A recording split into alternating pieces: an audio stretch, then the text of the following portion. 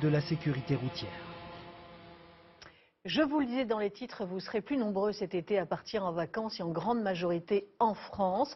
Pour le plus grand bonheur des professionnels du tourisme, ces tout derniers chiffres commentés par Agnès Giraud-Carlier. Ça va ? Dernière inspection des lieux. Pour accueillir les premiers vacanciers, toute l'équipe de ce camping du Pas-de-Calais est à pied d'œuvre.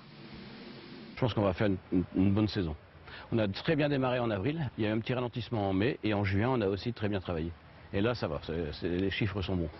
De bons chiffres qui se confirment dans tout l'Hexagone. Pour les campings, plus 6% de réservations cette année par rapport à l'an dernier. Plus 4% pour l'hôtellerie et 3% de hausse pour les villages vacances. Dans les restaurants aussi, on perçoit une embellie. Ce bistrot parisien affichait complet ce midi. C'était pas ça l'année dernière, c'était pas ça il y a 2 ans, on relève la tête doucement mais on la relève bien. Depuis maintenant 1 mois et demi, on sent que la clientèle est venue. Effectivement, cette année, les Français seront 2,3 millions de plus à partir en vacances par rapport à l'an dernier, soit une hausse de 5%. Et 3 Français sur 4 choisissent la destination France.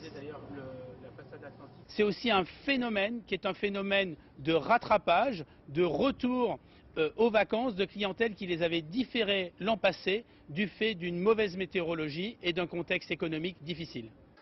Pour ces vacances dans l'Hexagone, chaque foyer dépensera environ 1 600 € pour une dizaine de jours. Oui, pour en savoir plus, je vous invite à vous rendre sur notre application France Info. Vous connaissez maintenant l'adresse. C'est un sommet sous très haute tension qui s'est ouvert à